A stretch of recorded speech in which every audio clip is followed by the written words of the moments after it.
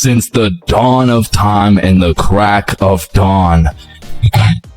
There was John trying to find something to crack, and after getting rejected by seemingly every cave woman in all of the land, John discovered more than just fire. John discovered the world's first bop. And throughout history, we've seen this boppage evolve from ancient Egypt to the throne of England, over to Hollywood and out to New York, where the bops really expanded their influence. And this entire lineage of bop evolution culminated in St. Louis's very own Sexy Red. I'm looking for the hoe.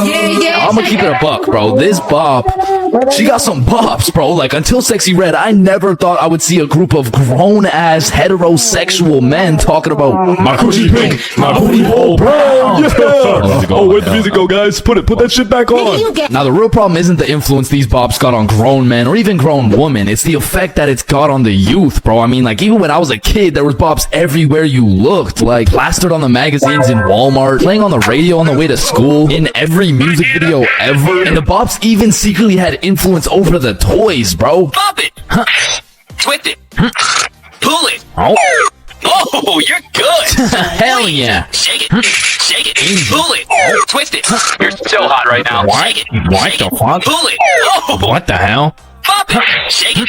Pull it! Oh! Hey, yo. Pull it! Hey, yo, what the fuck? Pull it! No.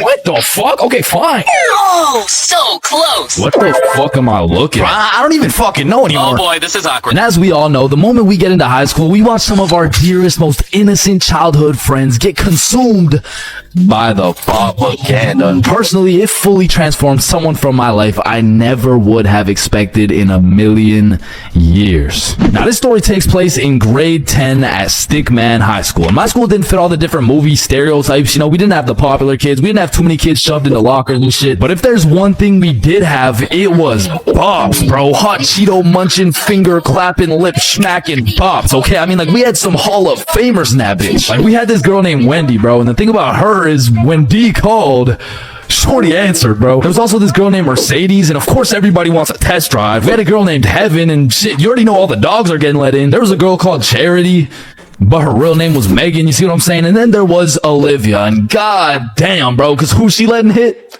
Olivia.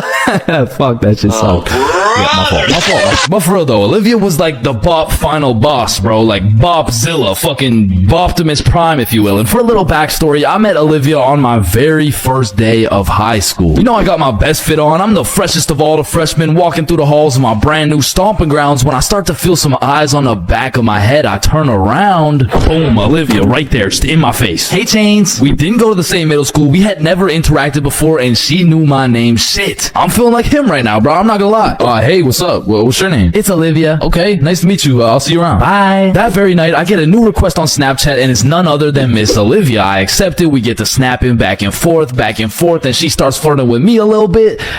And I'll start flirting back, okay? But listen, bro, I didn't know the Bob Laura. I didn't know who I was fucking with, not yet. So we keep snapping. We're probably snapping for a good 2 weeks with minimal in-person interactions. And one day, I sit down at the cafeteria with the bros for lunch, and I get my little Snapchat notification from Olivia. I pull out my phone to snap back, and Billy side-eyes my shit like, Do not tell me you fucking with Olivia, bro. what, bro? Nah, we're just snapping and shit. You gotta block her ass right now, bro. What? Nah, that'd be rude, bro. Why? And then Billy breaks down everything the streets know Olivia for, bro. And without a second of hesitation, I click her little Bitmoji, block that shit. And that should be where the story ends, but just 2 days later, after school on a Friday, me and the gang are at my crib just chilling when Bob gets a Snapchat. It's from none other than Olivia. And Bob had no prior history talking to Olivia. And y'all ain't gonna think I'm exaggerating when I say this, but word for word, she said, "Let me suck your dick." 5 words that told me everything I needed to know. And hopefully those 5 words are enough for you to understand the level of debauchery we're dealing with. Now fast forward back to grade 10. I'm in English class rotting away with not a single homie in my class. I'm seconds away from falling asleep when out of nowhere, oh shit, everybody lines up at the door, and usually they would tell us when there's a drill, but this time I looked at our teacher, and that motherfucker's overly locked in, bro. I take another look at the line. His favorite student's at the front, his least is at the back. This shit was not a drill, bro. So all the classes leave the school and meet on the field at the back, and the principal hops on the megaphone and fills everybody in like, Hey, y'all. It's really no worries. I appreciate you guys being out here. It was just, just a bomb threat or two or three, you know, What just the talking about fuck? blowing up the school and whatnot, killing everybody and shit. So we should be good here. I think. Anyways, appreciate y'all. It only takes about 5 minutes until these perfect single file lines turn straight into looking like a mosh pit. Everyone's walking around, finding their friends. I'm pushing through the crowd looking for Bob and Billy, and when I find them, they're chopping it up with some of our other homies, and we'll call them Kai, Milo, and Jaden. Now, they had their friend group, we had ours, and we all got along well and shit, so I joined in on whatever conversation they were having, and I walk in at a crazy moment, bro. Nah, bro, we all know your ass is a dog, Jaden. Nah, facts. Bro, for real. And I see Jaden's face get mad serious out of nowhere, and he leans in. How do you know about that? About what? About the murked mongoose? Man, what? What the fuck is a murk mongoose? Man, I was just saying you a dog in general, bro. Yeah, I don't what? know you was fucking small pet-sized mammals and No, shit. bro, be quiet, Shh, bro, shh. She's not an actual mongoose. It's just a code name. Bro, who? Yeah, what? No, it's nothing. Bro, they already know you fucked the Merc Mongoose. Just tell them the story, bro. Well, this story takes place 2 weeks ago. So Jaden paints the picture. He was in science class. Mr. Scienceson was taking attendance as usual. Kai, Here. Kayla, Present. Jaden, yeah, Alicia. Here. Now, Jaden's a little surprised because at this point, it's already November and not once had Jaden ever seen his girl Alicia here for attendance. So he looks back to see who she is. She looks at him, smiles, and Jaden turns back around. He doesn't think too much of it, but as he continues with the class, his homie Kai is like, bro, that new girl keeps looking at you, dog. You know her? Nah, I've never seen her before, actually.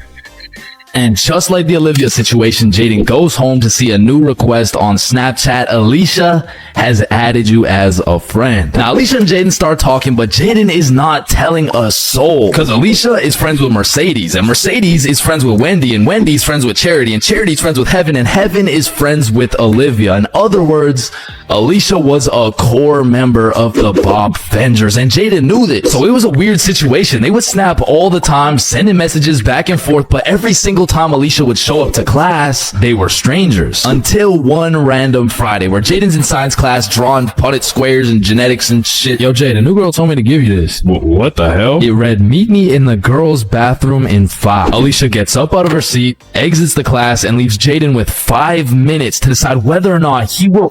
Oh, he's going. Yeah, no, he's overly going. God damn, he didn't even wait 5 minutes, bro. So Jaden leaves the classroom, walks over to the girls' bathroom, looks both ways, crosses his fingers, and walks inside to see none other than Alicia. She takes his hand, brings him into the stall, and shit. I mean, like, Jaden went from drawing Punnett squares to conducting in-field research type shit. They performed a hands-on science biology experiment, peer-reviewed by some random freshman trying to take a shit. Now, I don't know about y'all, but sometimes the moment you finish conducting a science experiment, you understand things better than before. A moment of clarity, some would say, and in this moment, sometimes there's a little hint of regret. You know what I'm saying? Bro, I can only imagine how Jaden felt having to step out of the stall in the girls' bathroom, take off his science gloves, hit the walk of shame through the hallway, show his face into the classroom, followed by a rather happy Alicia. He then has to sit down and continue drawing Punnett squares next to his homie and in front of Alicia. Now, perhaps we'll never know the level of regret this man felt in that moment, but what we do know is that day, Jaden went home and blocked Alicia everywhere. And once again, this should be where the story ends, but it gets crazier and I somehow get involved, bruh. So as you can guess, Alicia was not happy about being blocked, and I mean, rightfully so. Like, if you make some groundbreaking scientific discoveries with someone, you usually want to discuss it, but Jaden did not, bro. So Alicia started to get creative. Like, one day, Jaden's in science class and he gets a text on his phone. Meet me in the bathroom. What the fuck, bro? How did Alicia even get my number? Damn, bro. It sounds like Shorty's got an obsession or something. Yeah, nah, I'ma just block her, bro. Later at lunch, one of Alicia's friends walks up to him like, hey, you know, like, Alicia really likes you, and I think you should unblock her. Okay, bye. What the fuck? Bro, when Jaden went to computer class, Alicia hit him through his school email too, bro. And finally, when Jaden went home, he got an Instagram notification. It was a new follow request from Alicia's burner account with 0 followers, only following Jaden, but her profile picture was her butt booty naked just for Jaden to see. And as crazy as that is, that's not even the craziest part, because the craziest part was the wording he used to tell us this story out on the backfield. Bro, so I go home and I get an Instagram notification. I see the profile picture is some, like, straight off the hub, bro. I'm talking like some OnlyFans shit, bro. I read the username and it says Alicia Jones. My heart skipped a beat. My mind started racing, bro, because the last time I heard that name was was when I was 5 years old, sharing a bedroom with my stepsister, Alicia Jones. Since our parents broke up, I hadn't seen her, heard her name, mentioned her, or even thought of her for 10 years, and somehow we ended up at the exact same high school, and the only reason I found out is cause Shorty was getting cracked in the bathroom stall, bruh. Now I know the chances are so slim it doesn't even make sense, bro, but on my life, this is exactly how it happened. I mean, I didn't know how to feel, bruh. I was torn trying to decide whether I should talk to her or not, but just a few weeks later, she switched schools and I never saw her ever again. So the moral of the story is, be selective with your science partners, bro, because you never know what kind of chemistry is going on in their brain. And also wear safety gloves, bro.